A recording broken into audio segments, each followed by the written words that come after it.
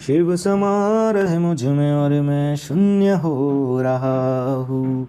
जय बोले दोस्तों, भोलेनाथ सबके साथ। तो गुरु भाई के 440 वोल्ट करंट अफेयर इस यूट्यूब चैनल में आप सभी का स्वागत है दोस्तों आज दिनांक 16 मार्च 2022 के महत्वपूर्ण करंट अफेयर डिस्कस करेंगे। तो चलिए शुरू करते हैं गुरु भाई के जानदार जबरदस्त जिंदाबाद लाजवाब 16 मार्च 2022 के महत्वपूर्ण करंट अफेयर दोस्तों हाल ही में 15 मार्च को विश्व उपभोक्ता अधिकार दिवस के रूप में मनाया गया। तो दोस्तों हर साल 15 मार्च को वर्ल्ड कंज्यूमर राइट डे के रूप में मनाया जाता है। तो कंज्यूमर राइट्स के बारे में जानकारी एवं जागरूकता बढ़ाने के लिए हर साल 15 मार्च को विश्व उपभोक्ता अधिकार दिवस के रूप में मनाया जाता है, यानी कि वर्ल्ड कंज्यूमर राइट डे के रूप में हर साल 15 मार्च को मनाया जाता है दोस्तों। और 2022 की थीम क्या है दोस्तों विश्व उपभोक्ता अधिकार दिवस की?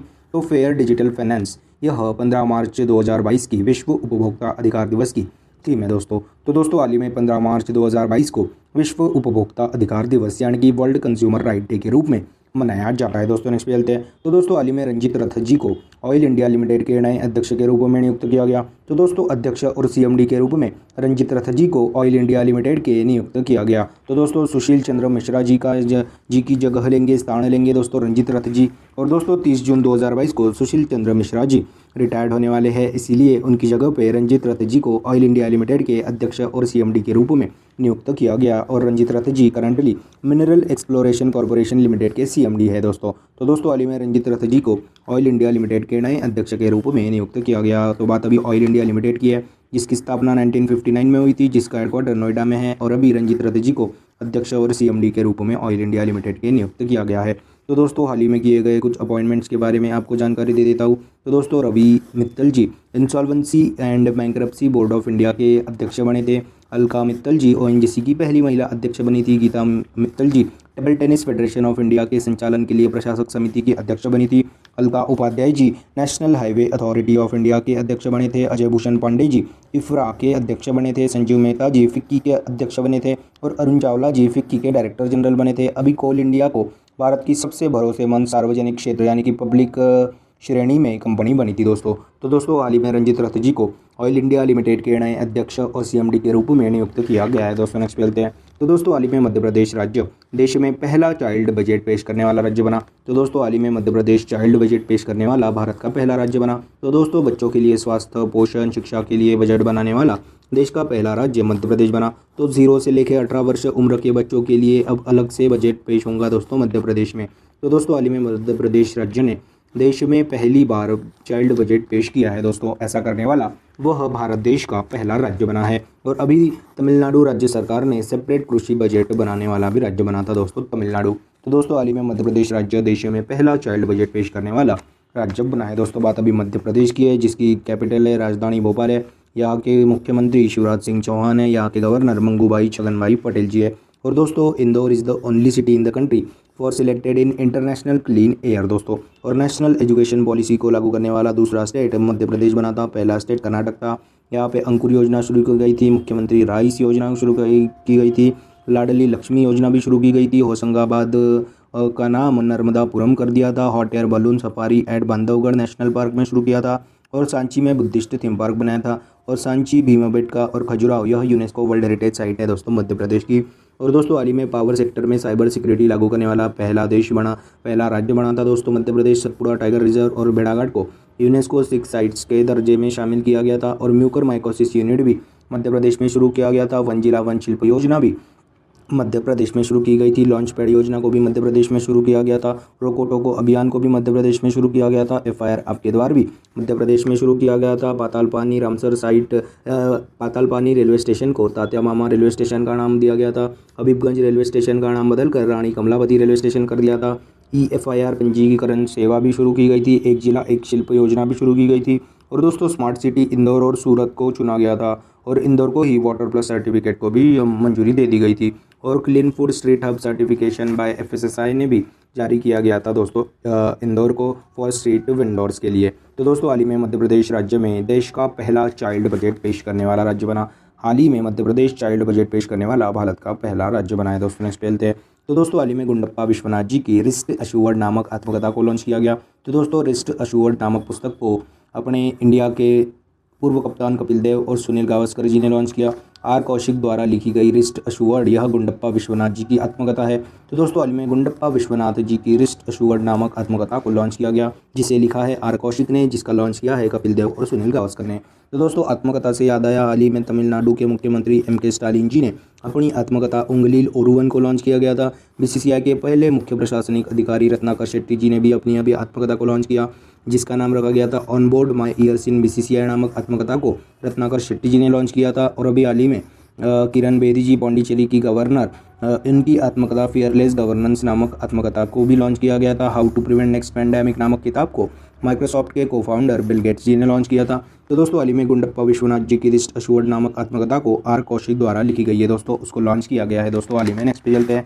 तो दोस्तों हाल ही में केरल राज्य में अदावी ब्रांड को लॉन्च किया गया। तो दोस्तों केरल राज्य में वन उत्पादों यानी कि वन फॉरेस्ट प्रोडक्ट्स को के लिए लेकर नया ब्रांड अदावी ब्रांड को लॉन्च किया। तो दोस्तों केरल ने नीलांबूर में वन उत्पादों के लिए एक नया ब्रांड अदावी ब्रांड को लॉन्च किया। तो दोस्तों जंगली शहद सहित नीलांबूर के आदिवासी लोगों द्वारा एकत्र की गई लघु वन उपज को अदावी ब्रांड के तहत जाना जाएगा, और इसे जन शिक्षण संस्था JSS और नाबार्ड ने आदिवासी उत्सव में अदावी ब्रांड को लॉन्च किया। यह योजना अदावी प्रोडक्ट्स के लिए भारतीय बाजार और विशेष रूप से विदेशी मार्केट उपलब्ध कराने में मदद करेगी दोस्तों।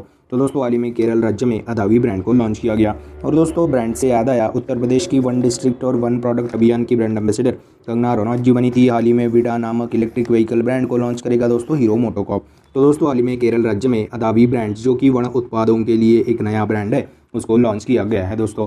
तो दोस्तों बात अभी है केरला की राजधानी है दोस्तों तिरुवनंतपुरम। यहाँ के CM है पिनाराई विजयन, यहाँ के गवर्नर है आरिफ मोहम्मद खान। और दोस्तों यहाँ पे ही अभी सिल्वर लाइन परियोजना शुरू की गई थी, यह एक रेलवे लाइन परियोजना है। और दोस्तों विश्वविद्यालय में ट्रांसजेंडरों को आयु सीमा में छूट दी गई थी। और इंटरनेशनल क्रूज टर्मिनल सागरिका, यह केरल में ही लॉन्च किया गया था। डिजिटल यूनिवर्सिटी भी केरल में ही लॉन्च की गई थी। श्रम आंदोलन संग्रहालय भी केरल में ही लॉन्च किया गया था। कोझिकोड में पहला जेंडर पार्क स्थापित किया गया था। और दोस्तों एशिया का सबसे बड़ा वैज्ञानिक वर्ल्ड एटलस भी केरल में ही शुरू किया गया था। और दोस्तों केरल के इडुक्की जिले में पहला कार्बन पार्क को भी लॉन्च किया गया था। और दोस्तों हाल ही में वर्ल्ड डिफेंडम T20 चैंपियनशिप केरल के तिरुवनंतपुरम में आयोजित की गई थी। और दोस्तों केरल के तट को अपन मालाबार कहते हैं। और दोस्तों पहला टेक्नोलॉजी पार्क भी केरल के तिरुवनंतपुरम में शुरू किया था। और केरल को गार्डन ऑफ स्पाइस भी कहा जाता है दोस्तों। और केरल के संतोष जॉर्ज भारत के पहले स्पेस टूरिस्ट बने थे। केरल में क्लासिकल डांसेस कौन से हैं? कथकली और मोहिनीअट्टम। यहाँ पे ही मेडिकल डिवाइस पार्क को भी शुरू किया गया था। कृषि करना योजना को भी शुरू किया गया था। हार्ट फेल्यूर बायो बैंक को भी शुरू किया गया था। और सस्टेनेबल डेवलपमेंट गोल इंडेक्स में केरला ने टॉप किया गया था, जिसको जारी किया था नीति आयोग। और लिटरेसी रेट और सेक्स रेशियो में टॉप पे है दोस्तों केरला। और दोस्तों हाल ही में सबसे कम गरीब राज्य केरला है, सबसे ज़्यादा गरीब राज्य बिहार है दोस्तों। और नॉलेज इकोनॉमी मिशन को भी शुरू किया गया था। स्मार्ट किचन योजना को भी केरल ने ही शुरू किया गया था। तो दोस्तों हाल ही में केरल राज्य में वन प्रोडक्ट्स के लिए एक नया ब्रांड अदावी ब्रांड को लॉन्च किया गया है दोस्तों। नेक्स्ट पे चलते हैं। तो दोस्तों हाल ही में जारी सिप्री की रिपोर्ट के अनुसार हथियारों का सबसे बड़ा आयातक इंपोर्टर देश भारत बन गया। तो दोस्तों सिप्री यानी कि Stockholm International Peace Research Institute SIPRI ने इंटरनेशनल आर्म्स ट्रांसफर 2021 पर एक रिपोर्ट जारी किया। इस रिपोर्ट के अनुसार हथियारों का सबसे बड़ा आयातक इंपोर्टर देश भारत बन गया दोस्तों। और दोस्तों 2017 से 2021 के बीच में हथियार आयात करने के मामले में इंडिया सबसे आगे है। नंबर 1 पे इंडिया है, दूसरे नंबर पे सऊदी अरब है, तीसरे नंबर पे इजिप्ट, चौथे नंबर पे ऑस्ट्रेलिया, पाँचवें नंबर पे चाइना है दोस्तों। और दोस्तों भारत ने सबसे ज़्यादा हथियार रशिया से खरीदे, उसके बाद फ्रांस से खरीदे, उसके बाद USA से खरीदे दोस्तों। और दोस्तों दुनिया का सबसे बड़ा एक्सपोर्टर इन हथियार कौन है दोस्तों? USA है, दूसरे नंबर पे रूस है, तीसरे नंबर पे फ्रांस है दोस्तों। और दोस्तों भारत आयातक यानी कि इंपोर्टर में तो फर्स्ट है, पर भारत हथियार बेचने के मामले में 23वें नंबर पे है। और दोस्तों हाल ही में फिलीपींस देश को ब्रह्मोस बेचेगा दोस्तों। ब्रह्मोस नामक मिसाइल बेचेगा भारत, और ब्रह्मोस को रूस की मदद से भारत ने बनाया था। तो दोस्तों हाल ही में जारी सिप्री की रिपोर्ट के अनुसार हथियारों का सबसे बड़ा आयातक इंपोर्टर देश भारत बन गया है दोस्तों। दूसरे नंबर पे सऊदी अरब, तीसरे नंबर पे इजिप्ट, चौथे नंबर पे ऑस्ट्रेलिया, पाँचवें नंबर पे चाइना है दोस्तों। नेक्स्ट पे चलते हैं।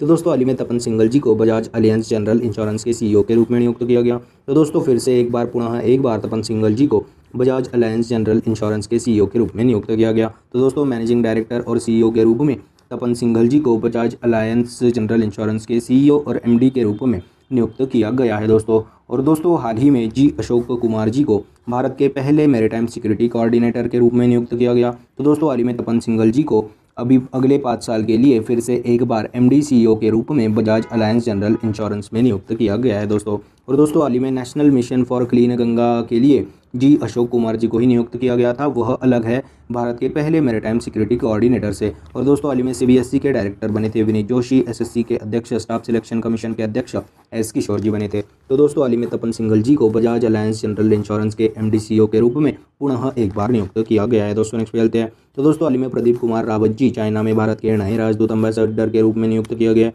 तो दोस्तों विक्रम मिश्री जी का स्थान लेंगे प्रदीप कुमार रावत जी, जो कि चाइना में भारत के नए एम्बेसडर बने हैं दोस्तों। और दोस्तों विक्रम मिश्री जी उपराष्ट्रीय सुरक्षा सलाहकार बने थे दोस्तों। और दोस्तों हमारे नेशनल सिक्योरिटी एडवाइजर कौन है? अजीत डोभाल जी। तो दोस्तों हाल ही में प्रदीप कुमार रावत जी चाइना में भारत के नए राजदूत के रूप में नियुक्त किए गए हैं। और दोस्तों हाल ही में IRDAI के नए अध्यक्ष के रूप में देबाशीष पांडा जी को नियुक्त किया गया था। और दोस्तों फाइनेंशियल एक्शन टास्क फोर्स के नए अध्यक्ष के रूप में दुबई के टी राजा कुमार जी को नियुक्त किया गया। सिंगापुर के रहने वाले टी राजा कुमार जी को फाइनेंशियल एक्शन टास्क फोर्स के अध्यक्ष के रूप में नियुक्त किया गया था। और हाल ही में सेबी की security exchange board of India की पहली महिला अध्यक्ष माधवीपुरी पुची जी बनी थी। और दोस्तों हाल ही में प्रदीप कुमार रावत जी चाइना में भारत के नए राजदूत एम्बेसडर के रूप में नियुक्त किए गए, इनको बनाया गया।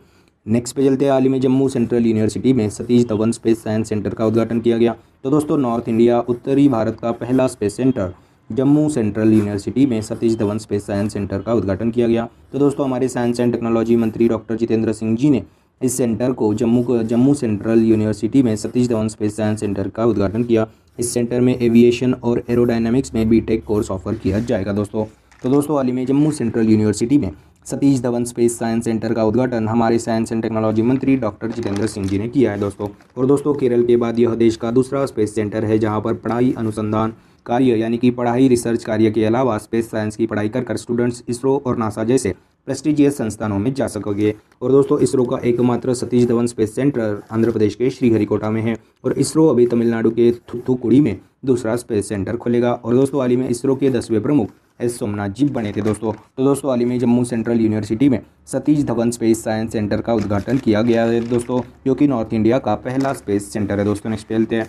तो दोस्तों हाल ही में 14 मार्च को नदियों के लिए अंतर्राष्ट्रीय कार्य दिवस के रूप में मनाया गया। तो दोस्तों हर साल 14 मार्च को international day of action for reverse के रूप में मनाया जाता है। तो दोस्तों वर्ष 2022 में 25वीं सालगिरह वर्षगांठ है नदियों के लिए अंतर्राष्ट्रीय कार्य दिवस मनाने की, जिसका उद्देश्य होता है कि नदियों के इंपॉर्टेंस के बारे में जानकारी एवं जागरूकता बढ़ाने के लिए और रिवर संरक्षण यानी कि नदी के संरक्षण के बारे में लोगों के प्रति जानकारी एवं जागरूकता बढ़ाना, यह नदियों के लिए अंतर्राष्ट्रीय कार्य दिवस मनाने का उद्देश्य है दोस्तों।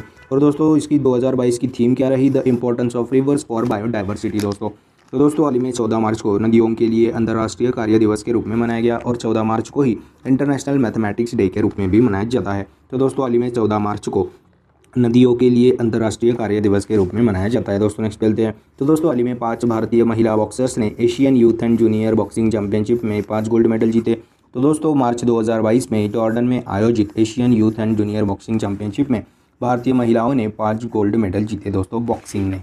तो दोस्तों 5 गोल्ड मेडल यह किसने जीते? तो दोस्तों 50 किलोग्राम कैटेगरी में तमन्ना जी ने गोल्ड मेडल जीता, 48 किलोग्राम कैटेगरी में निवेदिता जी ने जीता, 60 किलोग्राम कैटेगरी में शाहीन गिल जी ने जीता, 63 किलोग्राम कैटेगरी में रवीना जी ने जीता और 75 किलोग्राम कैटेगरी में मुस्कान जी ने गोल्ड मेडल अपने नाम किया। तो दोस्तों यह 5 गोल्ड मेडल किसने जीते आपको बता दिया। तो दोस्तों हाल ही में 5 भारतीय महिला बॉक्सर्स ने जॉर्डन में आयोजित मार्च 2022 में Asian youth and junior boxing championship में 5 गोल्ड मेडल जीते और टोक्यो ओलंपिक्स 2020 में लवलीना बोरगोहेन जी ने ब्रॉन्ज मेडल जीता था दोस्तों। तो दोस्तों हाल ही में Asian youth and junior boxing championship जो कि जॉर्डन में आयोजित की गई थी, उसमें भारतीय महिला बॉक्सर्स ने 5 गोल्ड मेडल जीते हैं दोस्तों। नेक्स्ट खेलते हैं। तो दोस्तों हाल ही में फाइनेंशियल ईयर 2022-23 के लिए मॉर्गन स्टैनली ने भारत की जीडीपी ग्रोथ रेट 7.9% रहने का अनुमान लगाया है। तो दोस्तों रेटिंग एजेंसी मॉर्गन स्टैनली ने वित्तीय वर्ष फाइनेंशियल ईयर 2022-23 के लिए भारत की जीडीपी ग्रोथ रेट 7.9% रहने का अनुमान लगाया गया है दोस्तों। तो दोस्तों यह थे 16 मार्च 2022 के महत्वपूर्ण करंट अफेयर्स दोस्तों। आज अपन क्या पढ़े उसकी एक बार रिवीजन कर लेते हैं। तो दोस्तों हाल ही में 15 मार्च को विश्व उपभोक्ता अधिकार दिवस के रूप में मनाया गया, यानी कि वर्ल्ड कंज्यूमर राइट डे के रूप में 15 मार्च को मनाया गया। हाल ही में रंजीत रथ जी को ऑयल इंडिया लिमिटेड के नए अध्यक्ष और सीएमडी के रूप में नियुक्त किया गया। हाल ही में मध्य प्रदेश चाइल्ड बजट पेश करने वाला भारत का पहला राज्य बना। हाल ही में गुंडप्पा विश्वनाथ जी की रिस्ट अशुवर्ड नामक आत्मकथा को आर कौशिक जी द्वारा लिखी गई है, जिसको लॉन्च कपिल देव जी और सुनील गावस्कर जी ने की गई है दोस्तों। रिस्ट अशुवर्ड नामक किताब को लॉन्चिंग। तो दोस्तों हाल ही में केरल राज्य में अदावी ब्रांड्स जो कि वन उत्पाद ब्रांड है उसको लॉन्च किया गया। हाल ही में जारी सिप्री की रिपोर्ट के अनुसार हथियारों का सबसे बड़ा आयातक इम्पोर्टर देश भारत बन गया। हाल ही में तपन सिंघल जी को बजाज अलायंस जनरल इंश्योरेंस के CEO और MD पुनः एक बार 5 साल के लिए नियुक्त किया गया। हाल ही में प्रदीप कुमार रावत जी चाइना में भारत के नए राजदूत एम्बेसडर बने। हाल ही में जम्मू सेंट्रल यूनिवर्सिटी में Satish Dhawan space science centre का उद्घाटन किया गया, जो कि नॉर्थ इंडिया का पहला स्पेस सेंटर है। और दोस्तों, हाल ही में 14 मार्च को नदियों के लिए अंतर्राष्ट्रीय कार्य दिवस मनाया गया। हाल ही में 5 भारतीय महिला बॉक्सर्स ने जॉर्डन में आयोजित Asian youth and junior boxing championship में 5 गोल्ड मेडल जीते। और दोस्तों, हाल ही में फाइनेंशियल ईयर 2022-23 के लिए रेटिंग एजेंसी मॉर्गन स्टैनली ने भारत की GDP ग्रोथ रेट 7.9% रहने का अनुमान लगाया गया है दोस्तों। तो दोस्तों, यह थे 16 मार्च 2022 के महत्वपूर्ण करंट अफेयर्स। आशा करता हूँ आपको पसंद आए होंगे। अगर पसंद आए होंगे तो दोस्तों लाइक कर दीजिए, कमेंट कर दीजिए। और दोस्तों, ऐसे ही day to day current affair classes, उनकी रिवीजन क्लासेस और जनरल नॉलेज क्लासेस पाने के लिए गुरु भाई के 440 वोल्ट करंट अफेयर इस चैनल को सब्सक्राइब कीजिए, फॉलो कीजिए। और one liner current affairs PDF पाने के लिए हमारे टेलीग्राम चैनल को फॉलो कीजिए दोस्तों। Link is in the description box below. This is गुरु भाई साइनिंग ऑफ। जय शंकर महाराज दोस्तों, जय बोले।